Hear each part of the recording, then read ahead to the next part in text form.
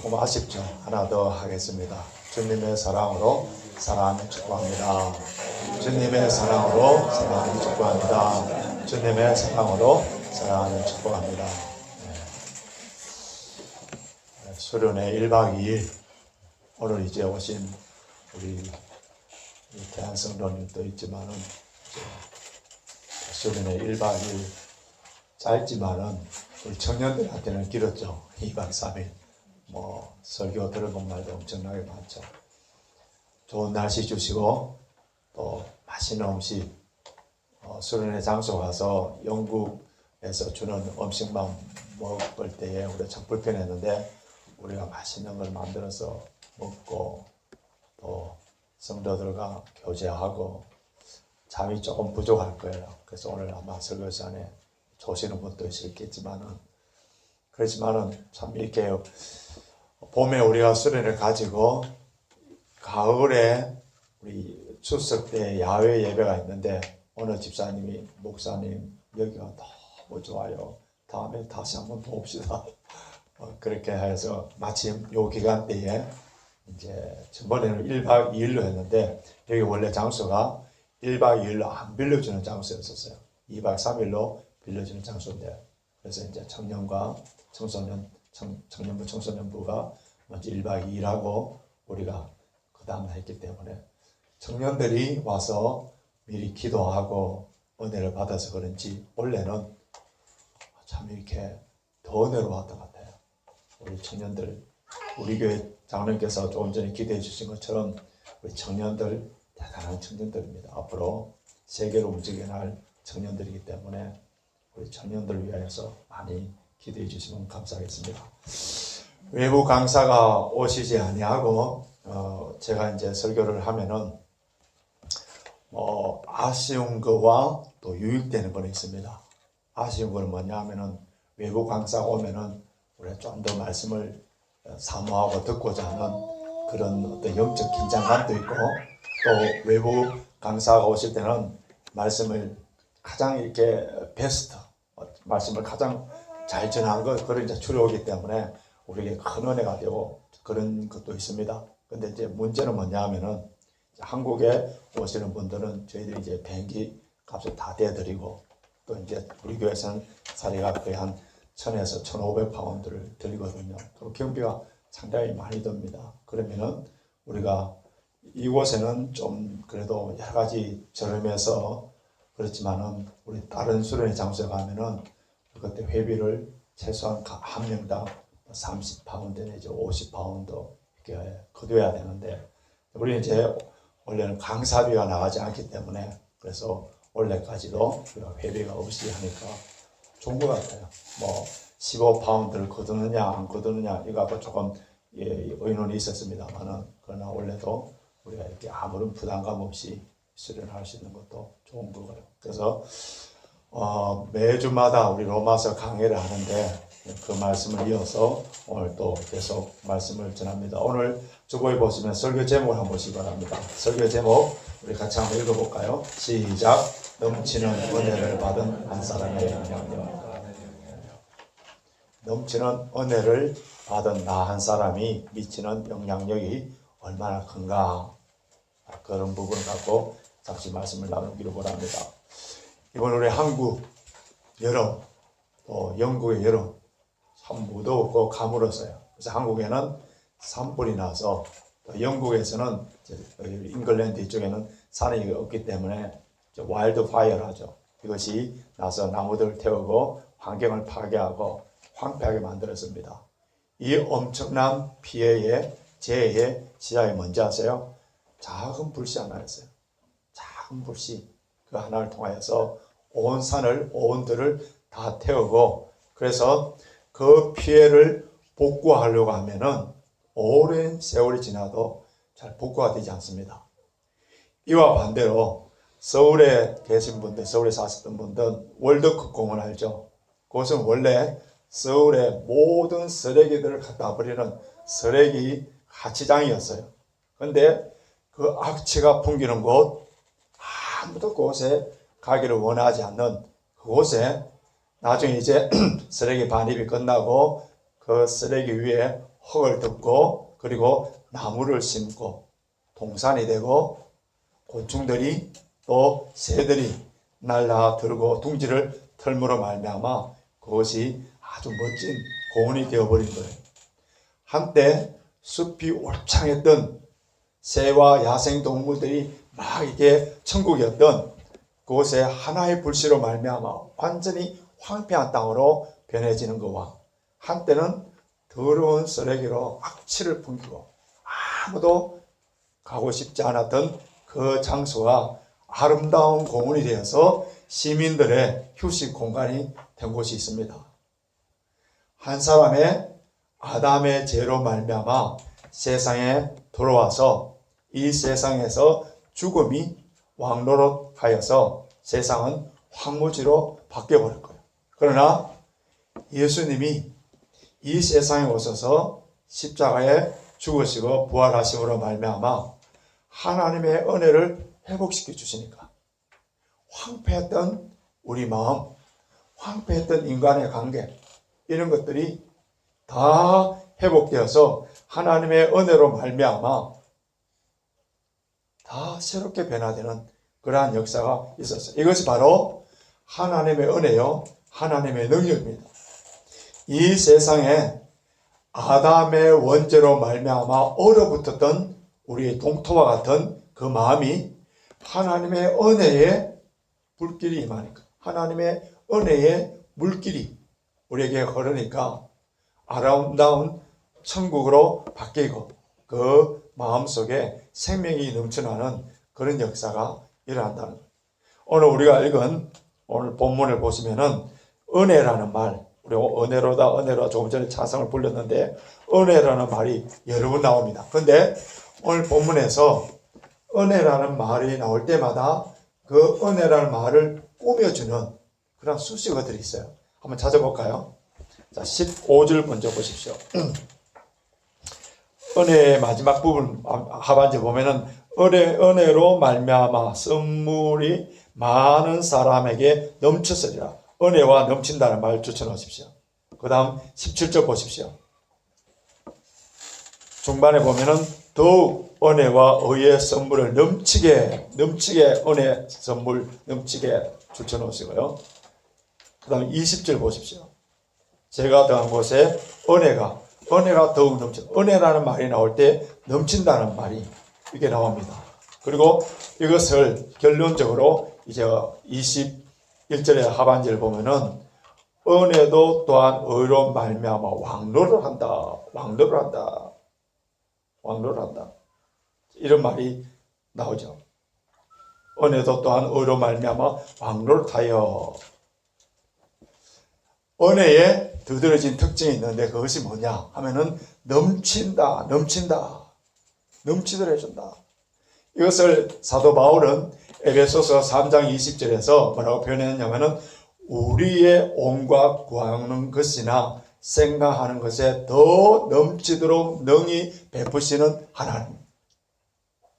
우리가 기도한, 우리가 구한, 우리가 바랬던 것이 이 정도라면은 우리의 생각과 구하는 것보다 더 넘치도록 채워주시는 하나님. 그래서 이번 설의 주제가 좋은 것을 주시는, 넘치도록 채워주시는 아버지께 구하자. 은혜는 뭐라고요? 넘쳐나게 베풀어 주시는 것이다. 태평양 바다에 고기들이 이 물이 다 말라버리면 어떡하나. 공주에 돌아다니는 이 새들이 내가 날지 못하는 그 공간이 부족하면 어떡할까 염려하는 거 얼마나 어리석은 일이에요. 그와 마찬가지로 우리가 하나님의 넘치는 그 은혜를 잘 깨닫지 못하고 알지 못하면은 쓸데없는 기우와 같은 쓸데없는 그런 걱정하는 겁니다. 다윗은 시편 23편에서 내 잔이 넘치나이다. 내 잔이 넘치나이다. 하나님께서 부어주신 그 은혜에 대한 표현으로 내 잔이 넘치나이다. 그렇게 고백했는데요. 고대 중동에 손님이 오면은 우리나라도 그런 깊은 양식이 있죠. 무조건 식사를 같이 하는 겁니다. 이게 참 우리 그 이스라엘 지역이나 우리나라나 좀 분위기가 비슷한데요. 식사를 같이 합니다. 그러면 식사를 같이 하면서 이제 실컷 먹고 마시면서 이제 어느 시간이 되면은 이제 그 주인이 그 손님에게 잔을 통하여 신호를 보내는 겁니다. 그 잔에다가 가득히 이렇게 부어주면은 오늘 기분이 좋습니다. 오늘 밤새도록 계속적으로 먹고 마시고 즐깁시다. 계속 부어주는 거예요. 그런데 잔이 비어 있는데 더 부치지 않는 거예요. 그럼 뭐냐 하면은 이제 그만 마시고 가십시오. 그런 신호라고 합니다. 다윗은 하나님의 은혜를 누리고 있을 때에 이제 너 은혜 그만 받고 그냥 가. 그게 아니고 내 잔이 넘치나이다. 그 은혜를 부어주셔서 계속적으로 주님과 교제하고 주님이 다윗과 교제하는 것을 너무 즐거워해서 내 마음에 아픈 다윗과 대화하고 먹고 마시는 걸 너무너무 좋아하셔서 그 잔을 계속 부어주는 거예요. 이제 주님 가라고 보낼 때가 안 됐으면 아니다. 더 즐기자. 내 잔이 넘치나이다. 내 잔. 우리의 잔에 기쁨으로 은혜로 축복으로 채워주시 넘치도록 해주시는 분이 우리 주님이에요. 베드로가 밤새도록 고기를 잡았지만은 한 마리도 잡지 못했을 때 그때 주님께서 저것을 던지라 했을 때 그물이 찢어질 만큼 고기를 잡았던 가나 혼인잔치에 포도주가 모자랐을 때 주님께서 한두 명 정도의 그 포도주를 채워서 자 너희들 나눠 먹으라 아니고 6항아리 큰 항아리 그게 가득 채워서 내어주신 분이고요. 요한복음 6장에 보면은 베세다 강야에서 남자들만 5,000명이 넘는 그 사람들이 다 굶주리고 있을 때에 오병이어로 그들이 실컷 먹고 남은 그 강주리가 12강주리.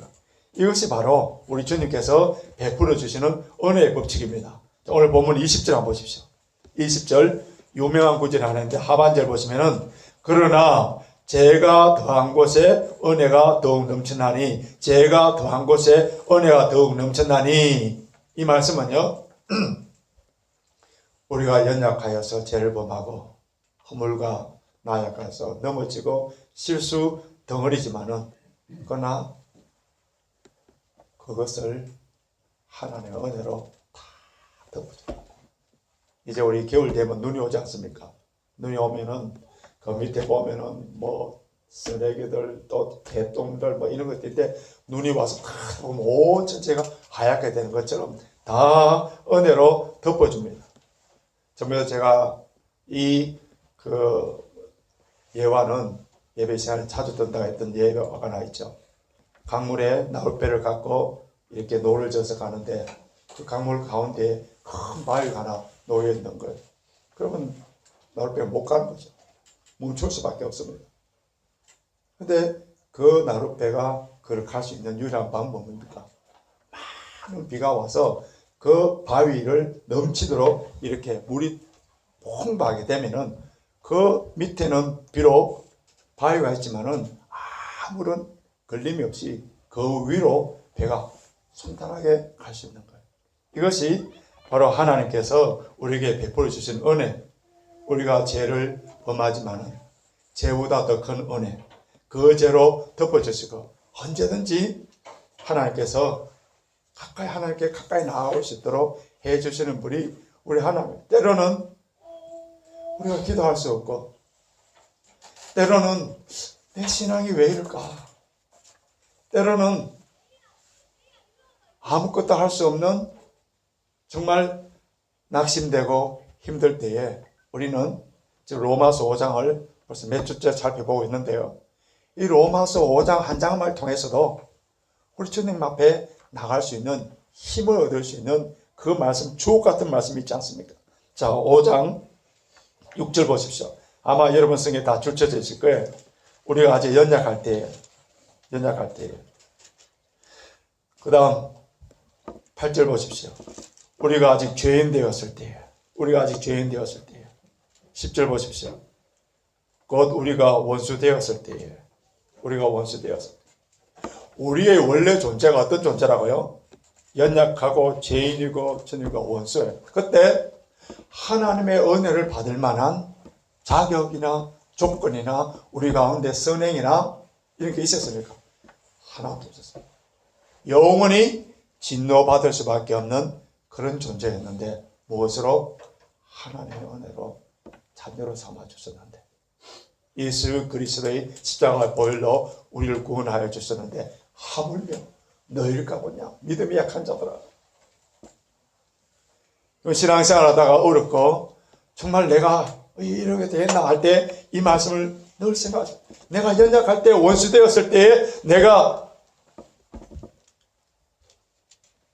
죄로 영원히 죽을 수밖에 없는 그러한 존재를 오직 하나님의 은혜로 구원하여 주신 이 사랑, 이 은혜, 어떤 세력, 어떤 사람, 어떤 것이 막을 수가 있겠습니까?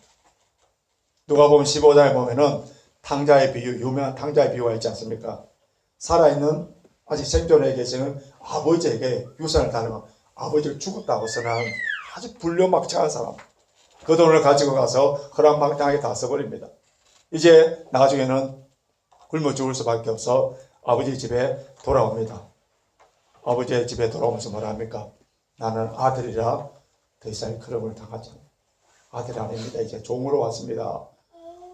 사실은 종으로 생각하고 돌아왔지만은 아버지는 어때요? 내 아들이다 하면서 살찐 송아지를 잡고 좋은 옷을 입혀주고 신발을 신겨주고 가락지를 씻겨주면서 잔치를 베풀어줍니다. 아버지의 넘치는 은혜가 그 아들의 과거의 죄 모든 것을 다 듣고 새롭게 출발해 주시는 것. 이런 넘치는 은혜, 넘치는 은혜를 베푸시는 분이 우리 하나님 아버지예요.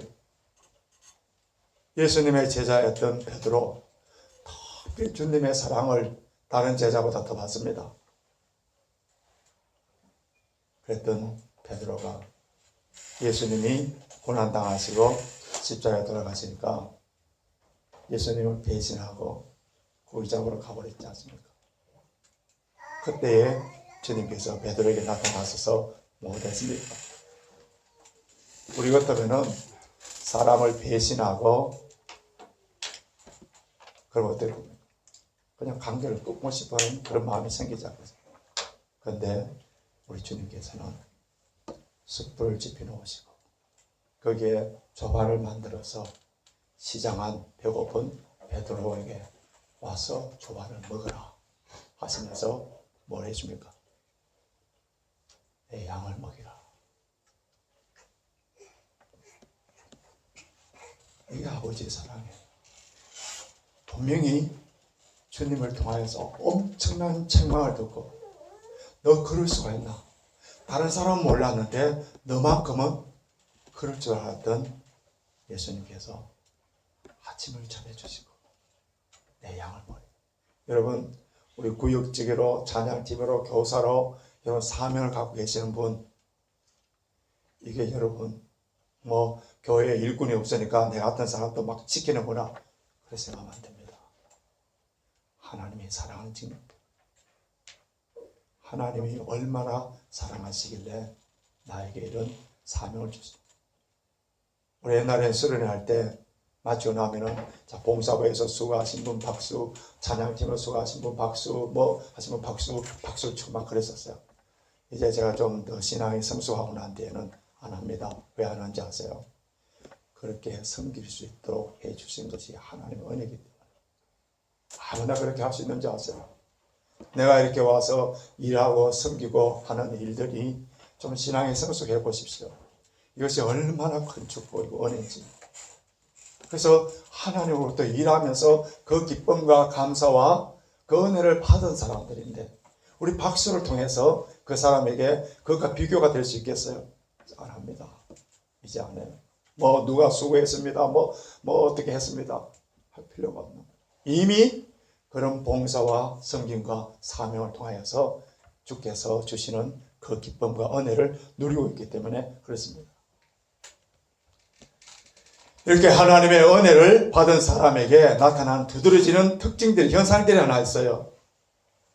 그 은혜를 하나님께서 주신 그 은혜를 정말 감사하고 그 은혜를 잊어버린 사람은 모르겠지만 그 은혜를 받은 그 은혜를 잊어버리지 아니하는 사람들에게 나타나는 현상이 뭐냐면은 주께서 나에게 주신 은혜 무엇으로 보답할꼬? 어떻게 하면은 주님을 기쁘시게 해드릴까? 나의 삶의 존재, 나의 물질, 나에게 준 모든 것을 통하여서 하나님을 어떻게 기쁘시게 해드릴까? 이것이 그 삶의 목적에, 그 삶의 이유에 어떻게 하면 나를 하나님께 기쁘게 해드릴까? 누가복음 7장에 보면은 성경에 보면 분명히 죄인인 한 여인, 누구가 봐도 죄인이에요. 아마 그 사람은 창녀일 수 있어요.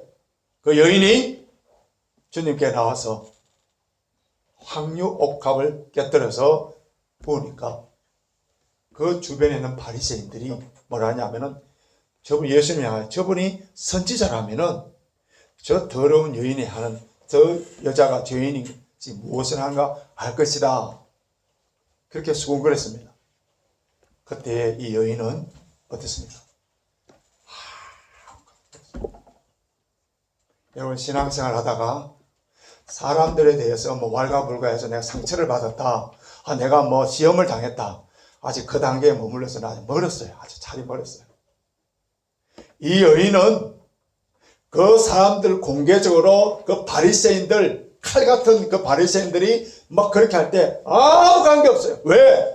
오직 예수 그리스도만 바라보고 예수님을 통해 그 놀라운 은혜를 받았기 때문에 그 사람들의 비난, 수군거림 귀에 하나도 안 들어오는 거예요. 뭐만 보입니까? 우리 젊은 청년들 서로 사랑하면 눈에 콩깍지 다른 거 보입니까?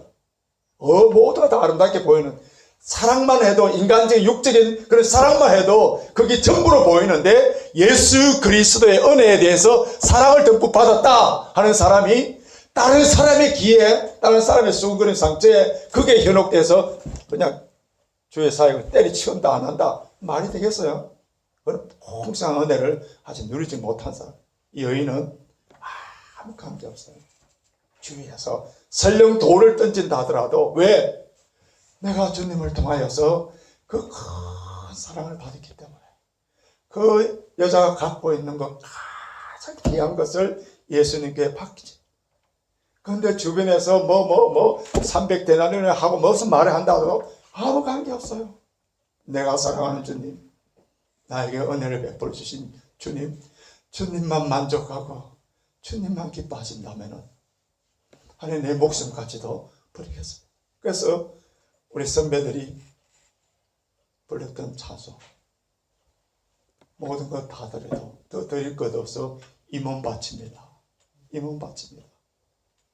내 목숨이 주의 영광을 위하여 주님의 영광을 위하여 쓰임받고 순교된다면 그것이 가장 영광스럽게 생각하고 그 순교의 자리에 단장에 나왔던 우리 신앙의 선배들 우리 조국당에서 순교의 피로 말미암아 오늘 우리 교회가 있지 않습니까? 하나님의 은혜가 왕노를 한다. 왕노를 한다. 이런 말은 이 말씀은요. 다른 말을 바꾸면은 하나님의 은혜가 나의 모든 삶을 다 통치하고 적용한다는 그 말씀이에요. 하나님의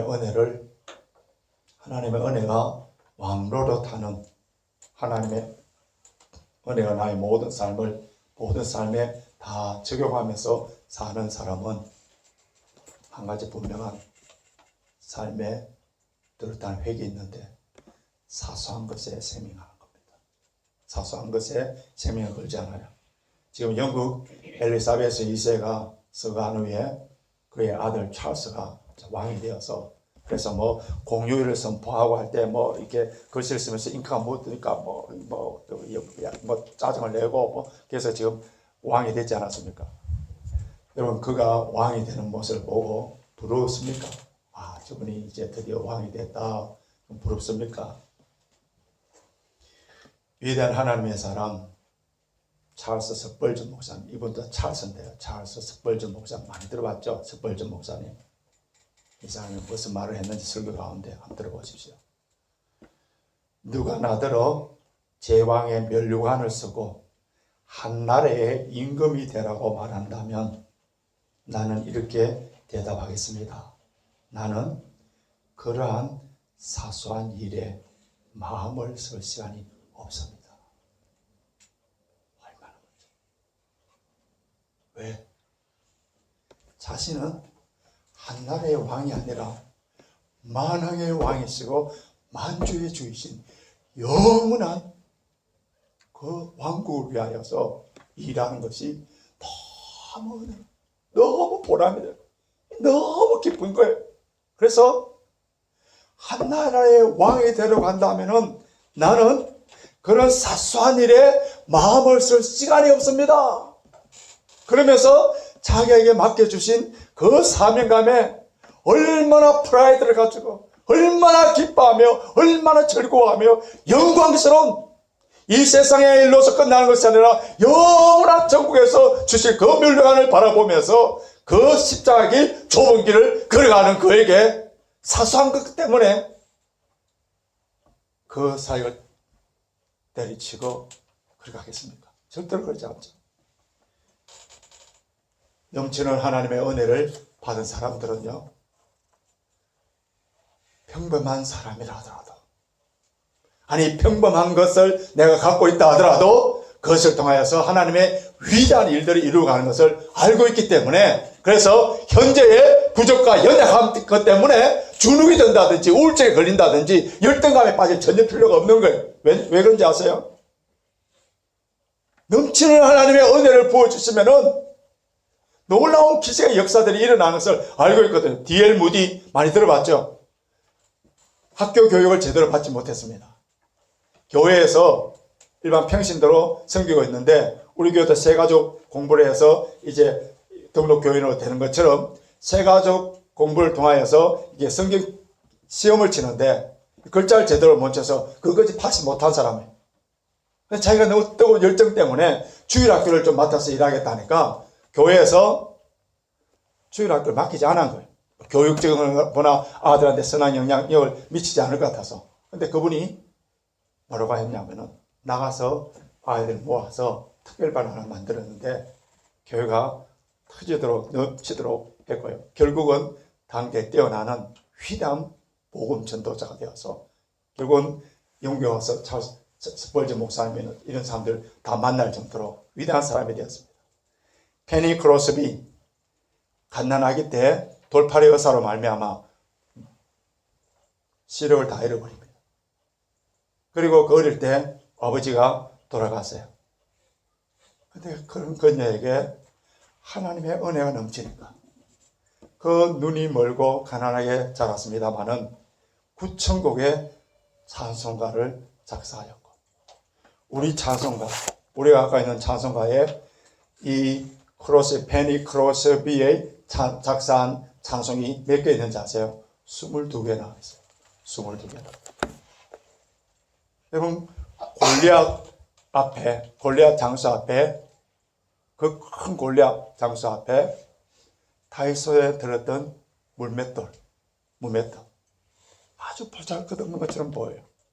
모세 손에 들고 있던 마른 막대기, 그거 뭐 어디에 쓸모 있겠습니까? 마른 막대기. 삼손의 손에 있던 나귀 턱뼈, 도로가, 아무 힘이 없는 도로가 그 손에 있는 바늘과 실, 그거를 통하여서 무슨 하나님의 위대한 일들을 감당하겠습니까?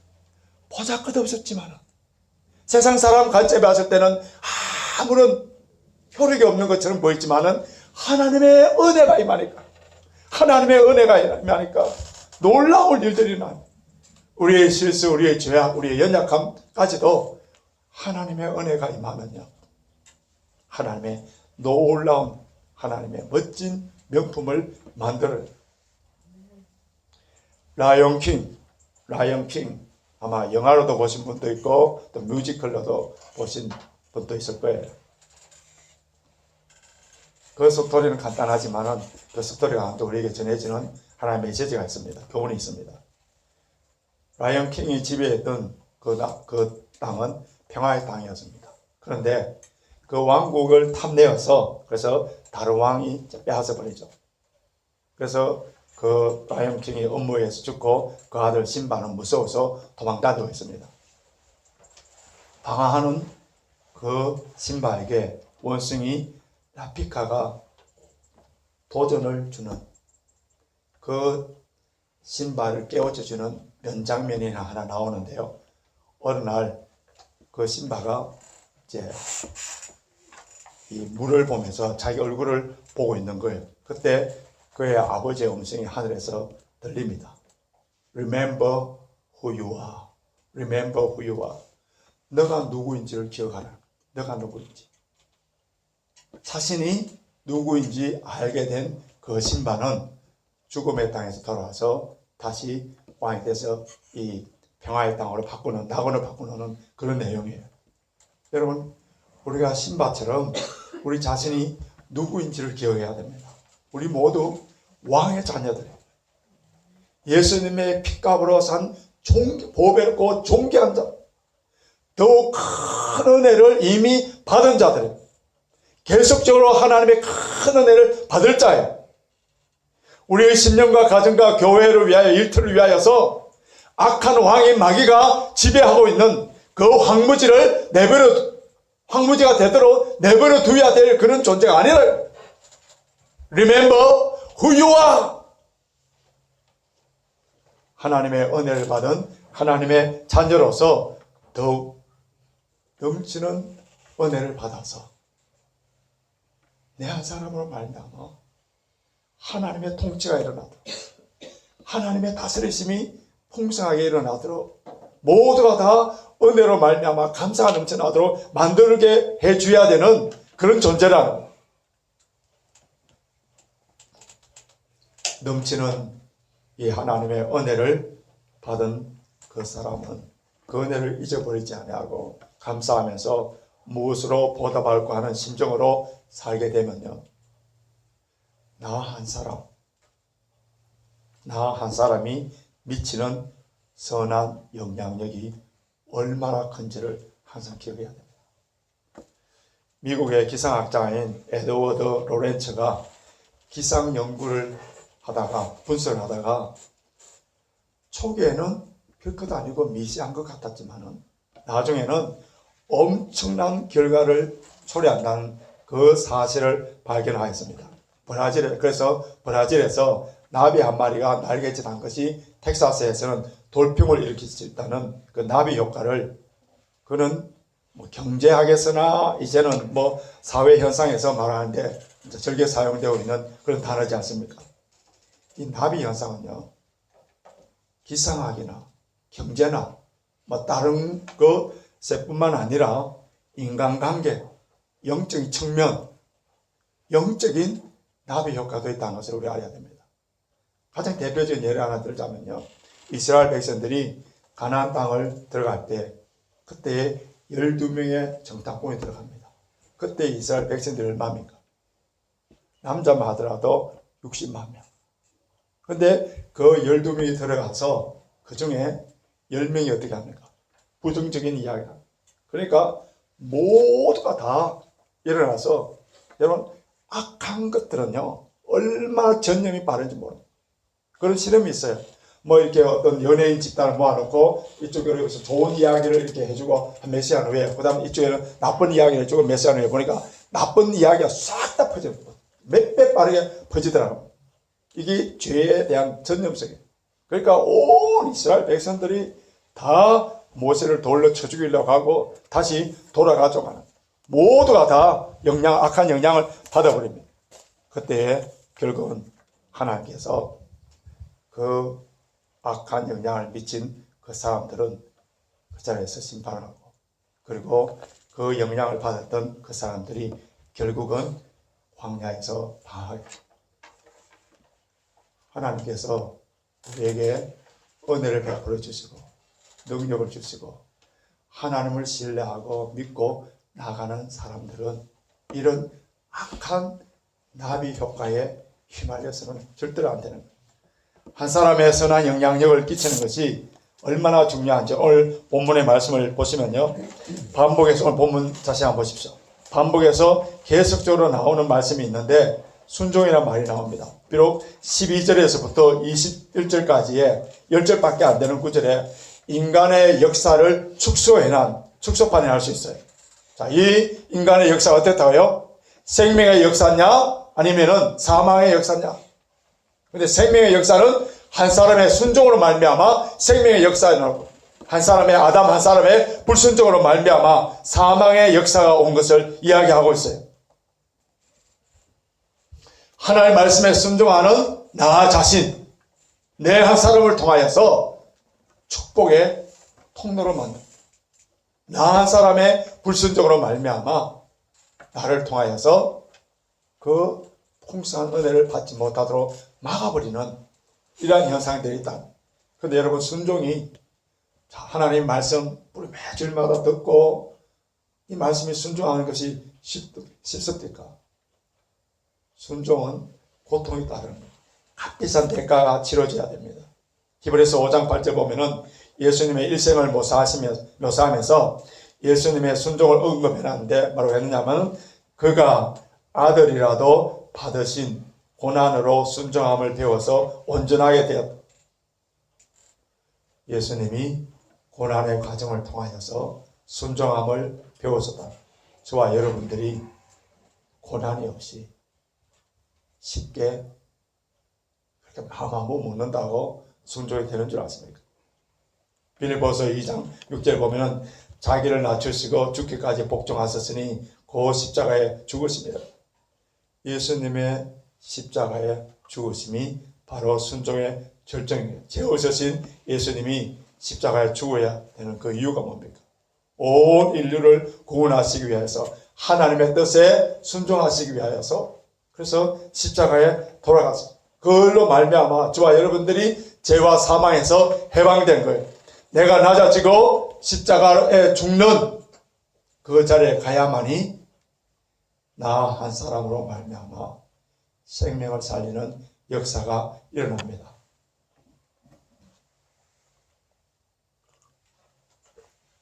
독일의 종교개혁자 중에서 멜랑히톤이 있습니다.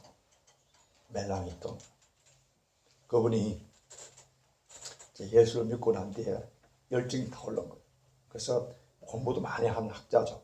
그래서 내가 말씀을 잘 연구하여서 그래서 파워풀하게 설교를 하면은 진리를 선포하면은 누구든지 거절하지 않을 것이다.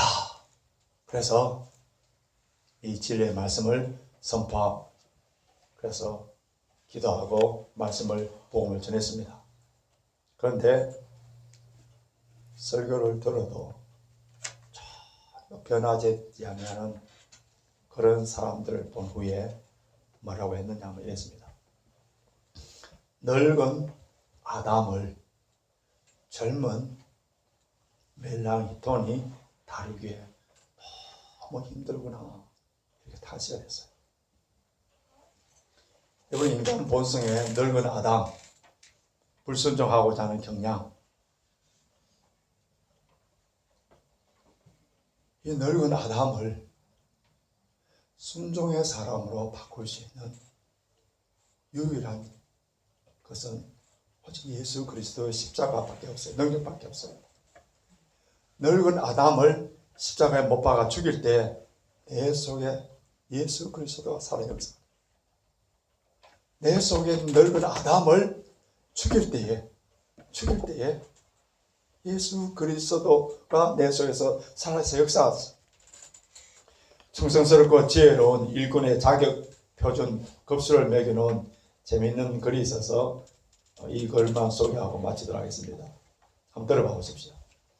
누가 시키지 않아도 스스로 깨닫고 일하는 사람 특급, 눈치가 보이면 곧 알아차리고 즉시 일하는 사람 1급, 남이 이야기해 주니까 아차 하고 즉시 일하는 사람 2급, 주어진 범위 안에서만 일하는 사람 3급, 재차 지시를 받고서야 일하는 사람 4급, 두세 번 책만 받고서야 겨우 움직이는 사람, 쓸모없는 사람, 누가 뭐라 하든지 자기 고집, 제 멋대로 하는 사람, 위험한 자, 일할 능력이 있으면서도 게으름과 무관심으로 자기 개발을 하지 못한 사람, 가장 불쌍한 사람, 일할 분위기를 만들지 않고 불평 불만으로 일을 거르치는 사람, 가장 불행한 사람. 하나님 앞에 나의 모습 어떠합니까? 착하고 충성된 종아, 적은 일에도 충성하기 때문에 큰 일을 맡기겠다. 이래 칭찬받기 위해서는 우리 속에 있는 불순종의 아담을 덜 십자가에 못 박아 죽여야 돼. 이제 말씀을 정리해 보겠습니다. 내 한 사람이 아담처럼 불순종의 길을 걸어가느냐, 아니면 예수 그리스도처럼 순종의 길을 가느냐 따라서 그 미치는 영향력이 얼마나 큰지 그래서 우리가 늘 생각하여서 하나님께서는 순종하는 자에게 분명히 하나님께서 약속을 하셨어요. 출애굽기 20장 6절 보면은 나를 사랑하고 내 계명을 지키는 자에게는 천대까지 은혜를 베푸느니라. 나 한 사람의 순종으로 말미암아 그 순종의 복, 그 은혜를 나에게만 국한되는 것이 아니라 종으로는 천대로, 횡으로는 주변에 있는 수많은 사람들에게 같은 선한 영향력을 끼친다는 거예요. 오늘 나의 작은 순종이 미치는 그 파급, 그 효과가 얼마나 큰가를 생각할 때에 우리는 하나님 말씀이라면은 거기에 어떤 변명이나 어떤 핑계나 그것이 없이 순종해 가야 돼요. 여러분, 사과 안에 있는 씨앗은 몇 개인지 우리가 셀 수 있어요. 그런데 사과 씨앗 속에 숨겨져 있는 수많은 미래의 사과들을 세지 못합니다. 하나님 뜻에 순종해 나갈 때에 앞으로 이 순종을 통하여서 나의 자녀들과 우리 교회와 주변의 사람들에게 미쳐질 그 영향력, 그것을 믿음으로 바라볼 때에 그 충만하게 풍성하게 베풀어 주실 그 은혜를 바라본다면 우리는 내 속에 있는 늙은 아담을 죽이고 예수 그리스도처럼 말씀에 순종하는 한 사람이 됨으로 말미암아 내 한 사람이 순종이 우리 교회를 살릴 수 있고 우리 가정을 살릴 수 있고 열방을 살릴 수 있다는 이 믿음의 확신을 가지고 이미 넘치는 은혜를 받은 우리들이 더 큰 은혜를 통하여서 선한 영향력을 끼치는 저와 여러분이 되시길 주님의 이름으로 축원합니다.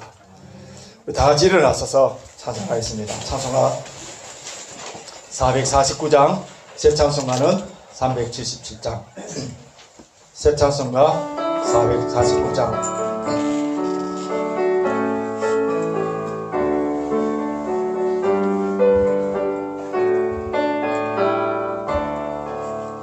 예수 따라가며 복음 순종